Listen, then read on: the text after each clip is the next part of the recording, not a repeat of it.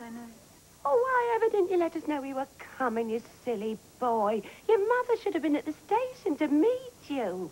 Oh, the idea of a child like you wandering all over London by yourself, I never did. What your father and mother will say, I don't know. Where are they, Violet? The church, of course. Yes.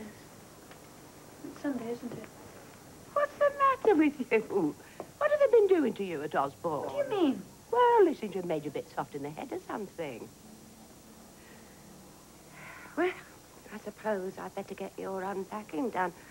Mr. Dickie's been using your chest of drawers for all his dress clothes and things. Well, I'll just clear them out and put them on his bed. That's what I'll do. He can find room for them somewhere else. Shall I help you? Oh, I know your help. With your help, I'll be at it all day. No, you just wait down here for your mother and father. They'll be back in a minute. Well? Yes? Don't I get a kiss? You're too grown up for that now. Sorry, Violet. Oh, that's better. My, what a big boy you're getting. You're quite a little naval officer, aren't you? Yes, that's right. Well. Oh, I must be getting on.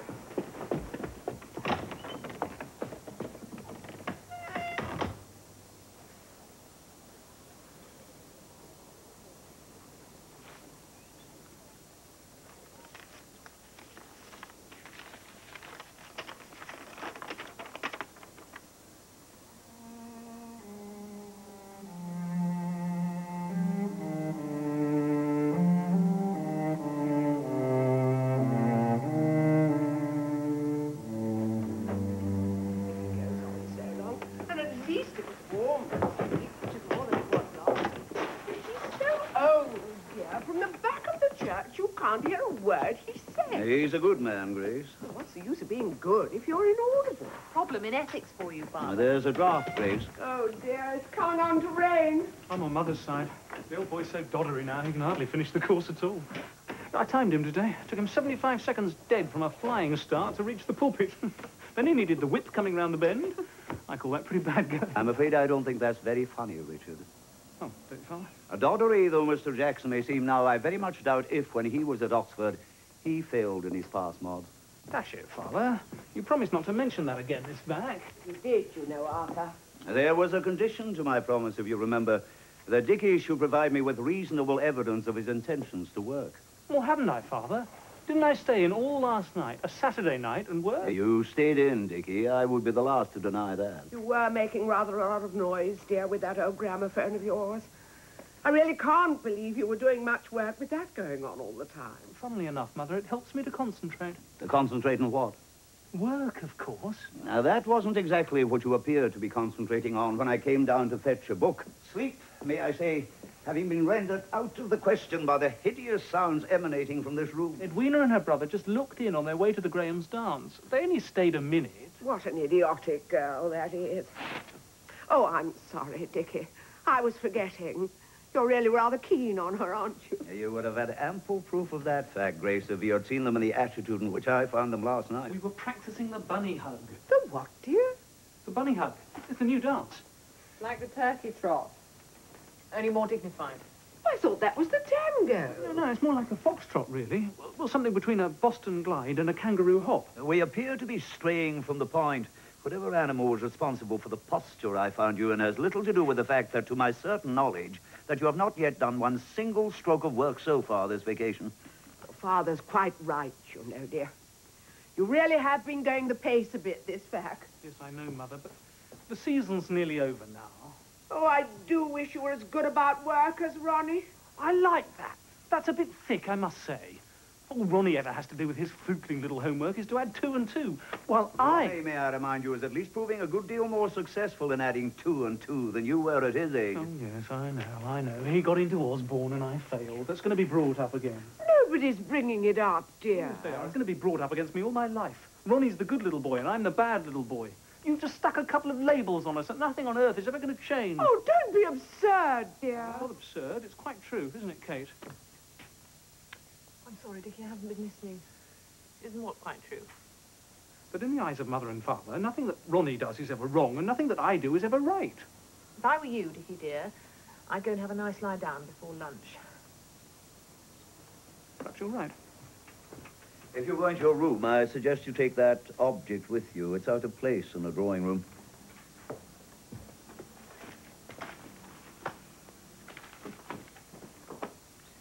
It might help you to concentrate on the work you're going to do this afternoon. That is out of the question, I'm afraid. Indeed, why? I have an engagement with Miss Gunn. On a Sunday afternoon? You're escorting her to the National Gallery, no doubt? No, the Victoria and Albert Museum. Oh, how stupid of him to say that about labels. No truth in it at all, is there, Kate, darling? No, Mother. Oh, dear, it's simply pelting.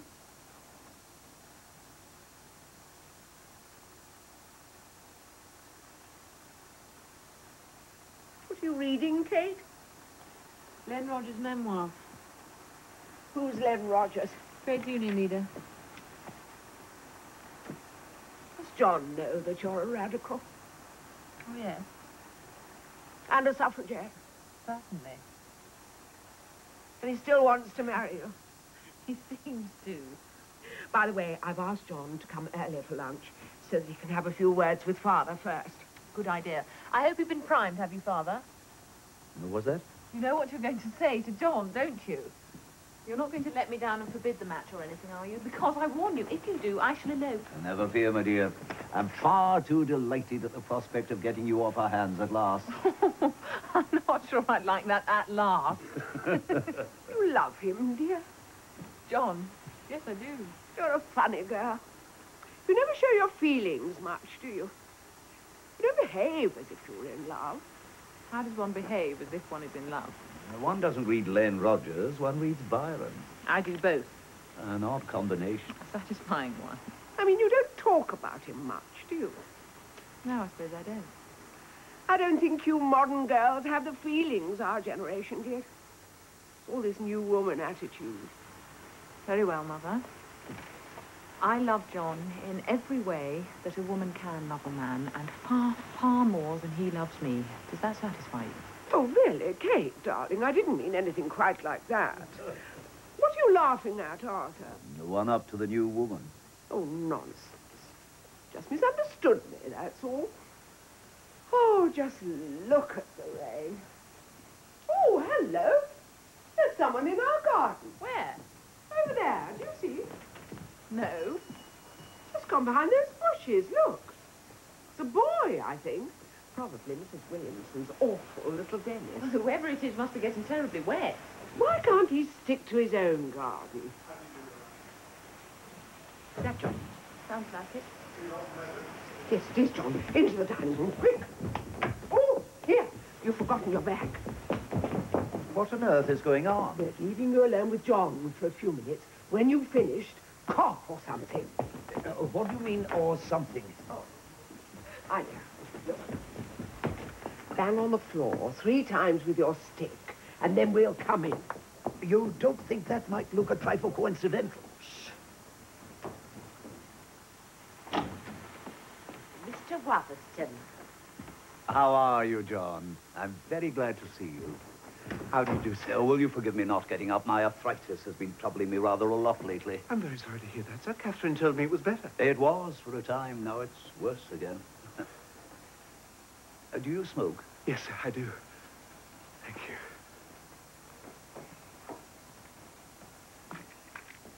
In moderation, of course. Of course.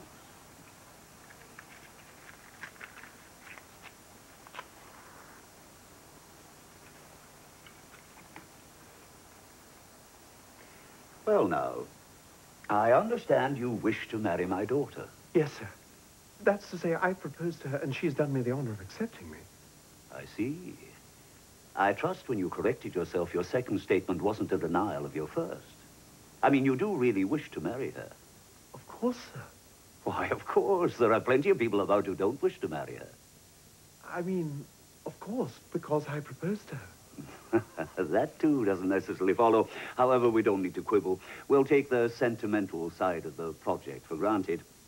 As regards the more practical aspect, Perhaps you won't mind if I ask you a few rather personal questions. Naturally not, sir. It's your duty. Quite so. Now, your income. Are you able to live on it? No, sir. I'm in the regular army. Yes, of course. But my army pay is supplemented by an allowance from my father. So I understand. Now, your father's would be, I take it, about £24 a month? Yes, sir, that's exactly right. So that your total income, with your subaltern's pay and allowances, plus the allowance from your father, would be, I take it, about £420 a year. Again, exactly the figure. Well, it all seems perfectly satisfactory. I really don't think I need delay my congratulations any longer. Thank you, sir, very much. I must say it was very good of you to be so frank and informative. Not at all.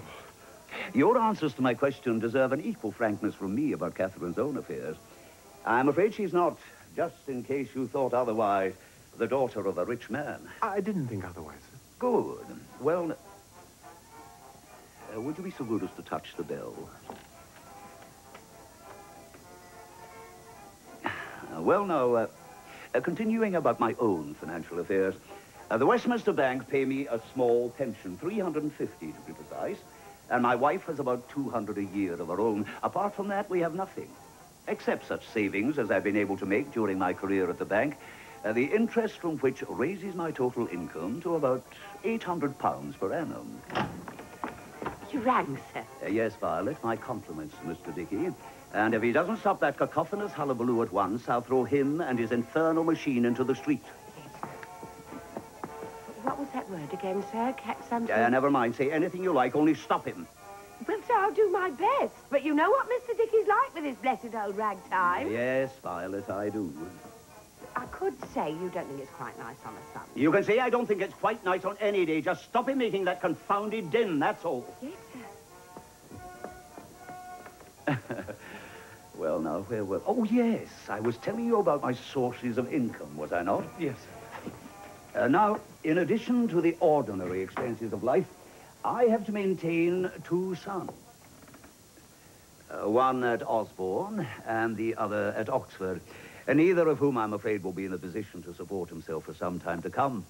One because of his extreme youth, and the other because of other reasons. So, you see, I'm not in a position to be very lavish as regards Catherine's dowry. No, sir, I quite see that.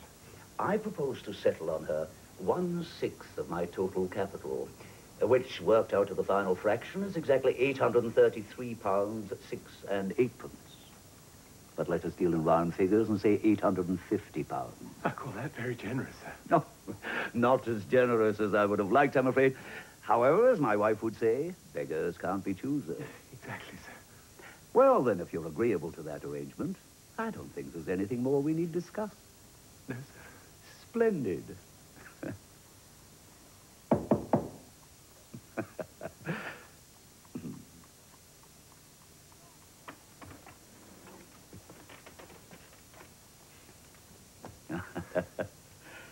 Pretty rotten weather, isn't it? Oh, yes. Wow.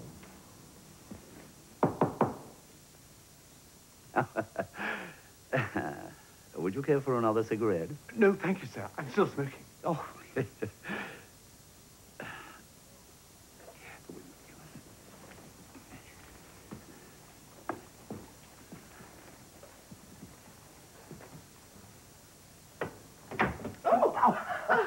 Well, imagine that my wife and daughter are in here of all places. Come in, Grace. Come in, Catherine.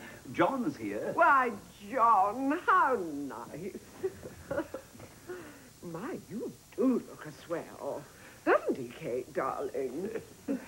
Quite one of the nuts. Well, Well, what? how did your little talk go? I understood you weren't supposed to know we were having a little talk. Oh, you are infuriating. Is everything all right, John? Oh, I am glad. I really am. Thank you, Mrs. Winslow. May I kiss you? I mean, after all, I'm almost your mother now, aren't I? Yes, of course. while I, by the same token, am practically your father, but if you'll forgive me. Certainly, sir. Grace, I think we might allow ourselves a little modest celebration at luncheon. Will you find me the key of the cellar? Yes, dear.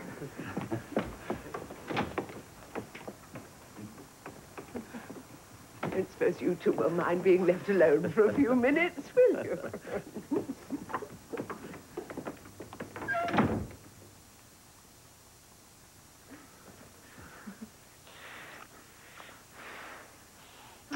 Was it an ordeal? I was scared.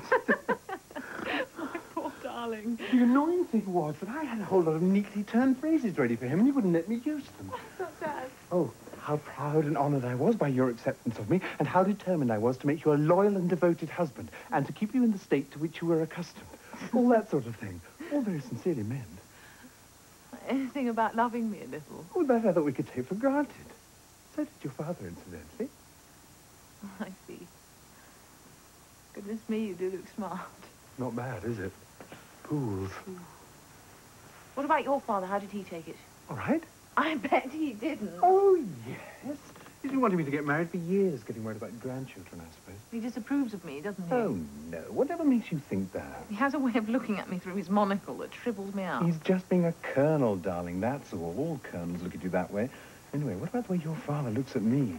Tell me all your family is scared of him as I am. Well, Dickie is, of course. And Ronnie, too, though he doesn't need to be. Father worships him. I don't know about Mother being scared of him. Sometimes, perhaps. I'm not, ever. No, you're not scared of anything, are you? Oh, yes. Heaps of things. Such as? Well, they're mostly concerned with you. You might be a little more explicit. Kate! Ronnie! What on earth was Father? I'll go and tell him. No, don't. Please, Kate, don't. What's the trouble, darling?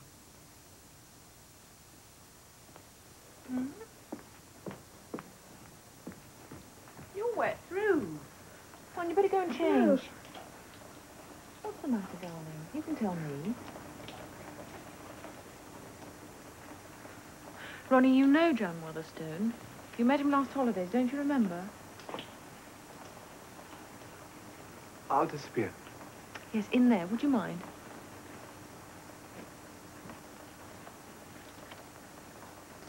All right, now, darling, what is it? Have you run away? What is it, then?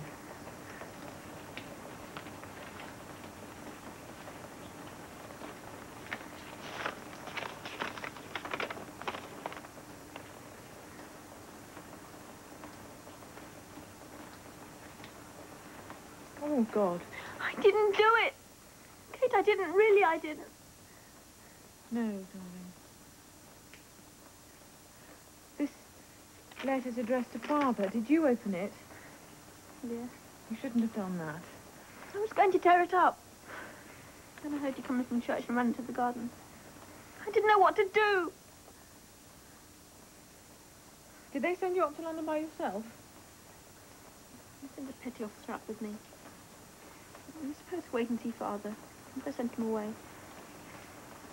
Kate, shall we tear it up now? No, darling. We could tell Father 10 minutes 2 days sooner. No, darling. I didn't do it, Kate. Really, I didn't. Hello, Ronnie, old lad. How's everything? You knew he was here? Oh, yes, his trunks and things all over our room. Trouble? Yes. Oh, I'm sorry. You stay here with him. I'll go and find Mother. All right.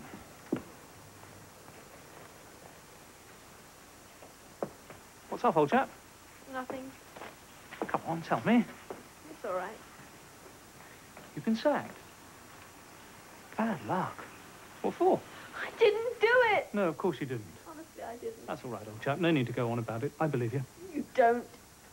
Well, I don't know what it is they sacked you for yet. I'm stealing. Oh, is that all?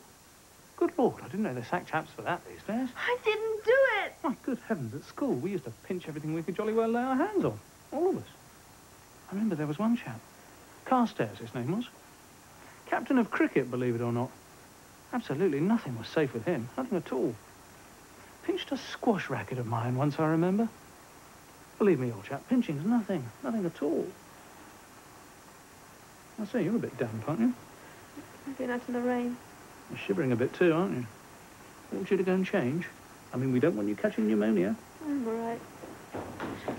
There, darling. It's all right now. No, of course you didn't. We'll go upstairs now, shall we? Get out of these nasty wet clothes.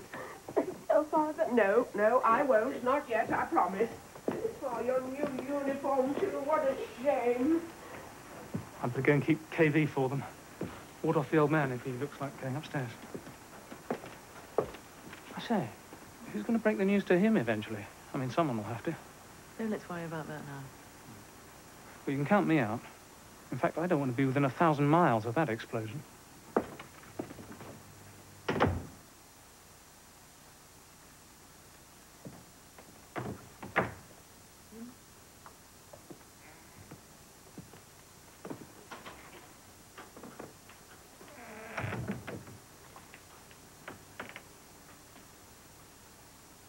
Bad news. That's rotten for you. I'm awfully sorry. How can people be so cruel? Expelled, I suppose. How little imagination some people have, John. Why should they want to torture a child of that age? What's the point of it? What's he supposed to have done? Stolen some money. Oh. 10 days ago it said in the letter. Well, why didn't they let us know, for heaven's sake? Just think what that poor little creature's been going through this last 10 days. Down there, all by himself, with no one to look after him, just knowing what he had to face at the end of it. And finally they sent him up to London with a petty officer. Is it any wonder he's nearly out of his mind? It does seem pretty hard for Heartless, it's cold, calculated inhumanity. God, if I had that commanding officer in front of me for just 2 minutes, I'd just... It's only natural you should feel angry about it. But you must remember, he's not really at school. He's in the service. What difference does that make? Well, they have ways of doing things in the service, which may seem horribly brutal to an outsider, but at least they're always scrupulously fair. You can take it from me that there must have been a very full inquiry before they take a step of this sort. What's more, if there's been a delay of 10 days, it would only have been in order to give the boy a better chance to clear himself. I'm sorry. Catherine, darling. I'd have done better to keep my mouth shut.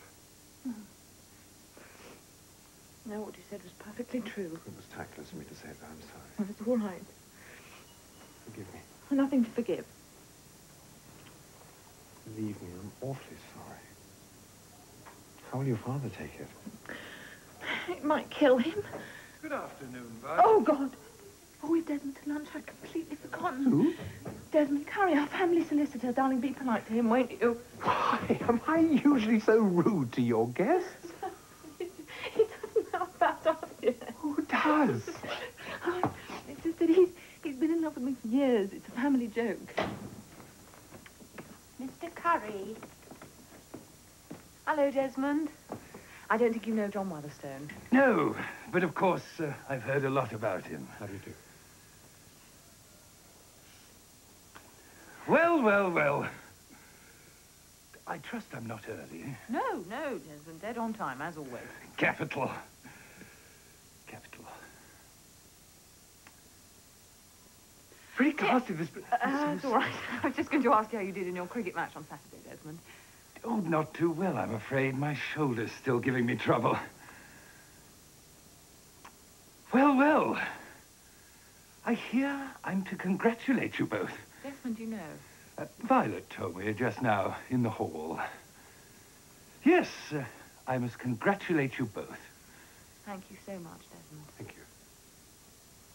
Of course, it's quite expected. I know, quite expected. Still, it was rather a surprise hearing it like that from Violet in the hall. We were going to tell you, Desmond, dear. It's only official this morning. In fact, you're the first person to hear it. Have I? Have I indeed? Well, I'm sure you'll both be very happy. Thank you. Only this morning. Fancy. Oh, hello, Desmond, dear. Hello, Mrs. Winslow. I've got him to bed. Nobody ill, I hope. No, nothing wrong at all. Grace, when did we last the cellar seem to... I can't remember, dear. Well, they're in a shocking condition. Hello, Desmond. How are you? You're not looking well. Am I not?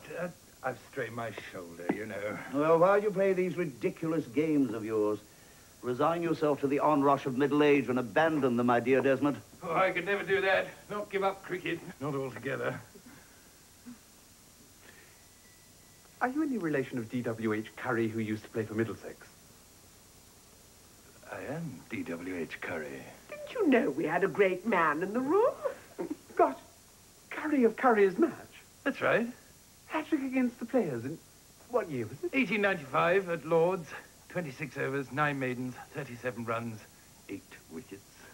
God, you know you used to be a schoolboy hero of mine. Did I? Did I indeed?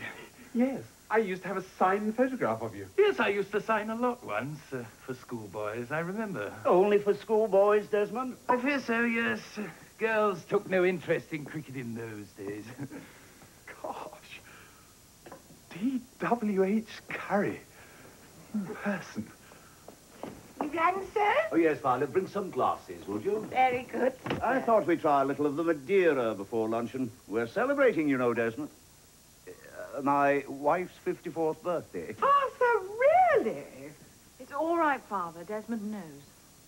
Oh, yes, indeed. It's wonderful news, isn't it? I'll most gladly drink a toast to the, Happy pair, I think, is the phrase that is eluding you. Well, as a matter of fact, I was looking for something new to say. A forlorn quest, my dear Desmond. Arthur, really? You must not be so rude. I meant, naturally, that no one, with the possible exception of Voltaire, could find anything new to say about an engaged couple. Ah, my dear Dickie.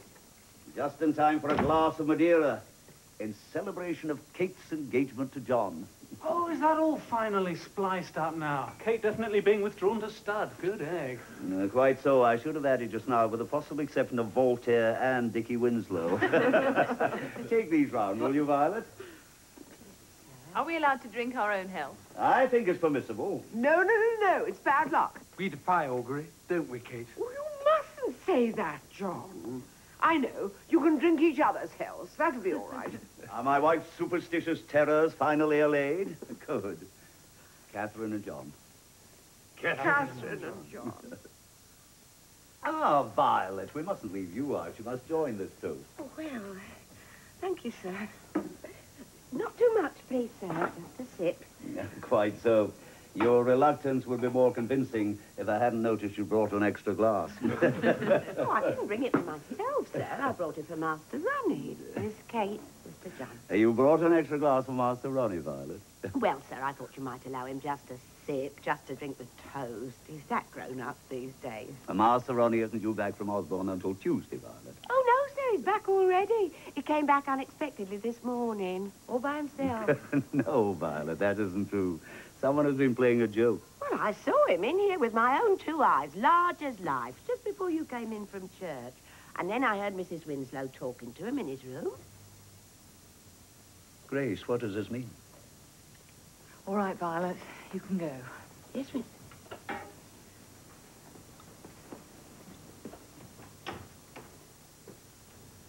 Did you know Ronnie was back? Yes, Father. And you, Dickie? Yes, Father. Grace. We thought it best you shouldn't know. For the time being, Arthur, only for the time being. Is the boy ill? Well, answer me, someone. Is the boy very ill? Why must I be kept in the dark like this? Surely I have the right to know if he's ill. I must be with him. No, Father, he's not ill. Will someone tell me what has happened, please? I brought this letter for you, Arthur. Read it to me, please. Oh, Arthur, not in front of me. Read it to me, please.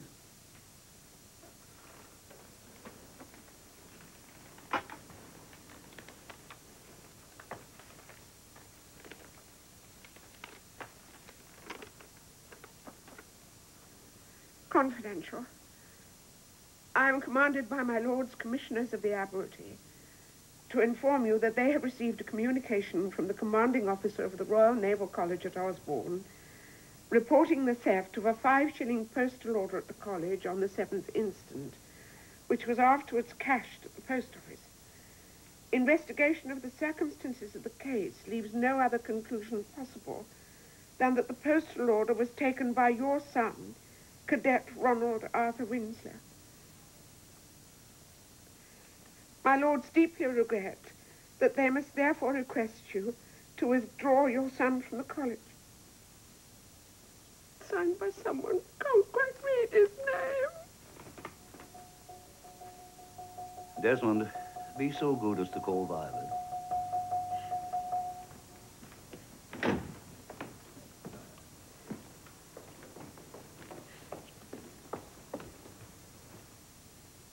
Violet, ask Master Ronnie to come down and see me. He's in bed, Arthur. You told me he wasn't ill. Well, he's not at all well. Do as I say, Violet. Yes, sir. Perhaps the rest of you would go into luncheon. Grace, would you take them in? Arthur, don't you think? Dickie, will you decant that bottle of claret I brought up from the cellar? Yes, Father. I put it in the sideboard in the dining room. Yes, Father. Will you go in, Desmond? And John.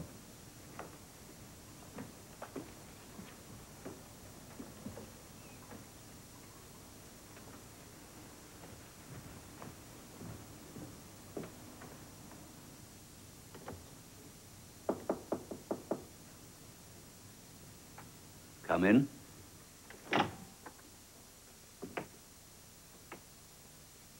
Come in and shut the door.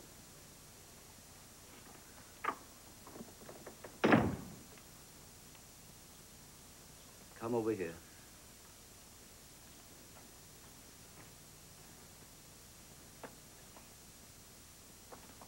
Why aren't you in your uniform? It got wet. How did it get wet? I was out in the garden in the rain. Why? I was hiding. From me? Do you remember once you promised me that if ever you were in trouble of any sort, you would come to me first? Yes, Father. Why didn't you come to me now? Why did you have to go and hide in the garden? I don't know, Father. Are you so frightened of me?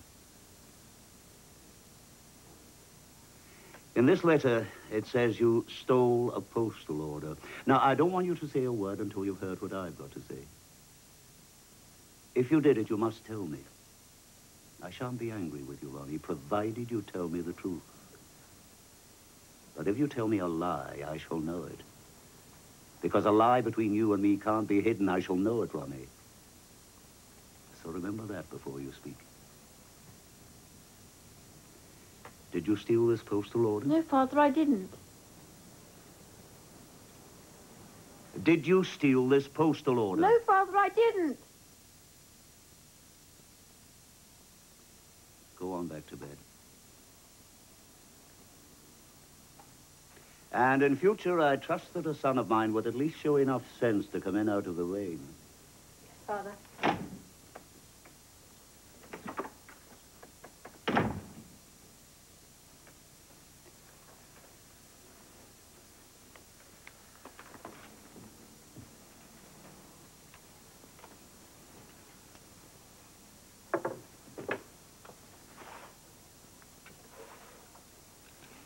Hello?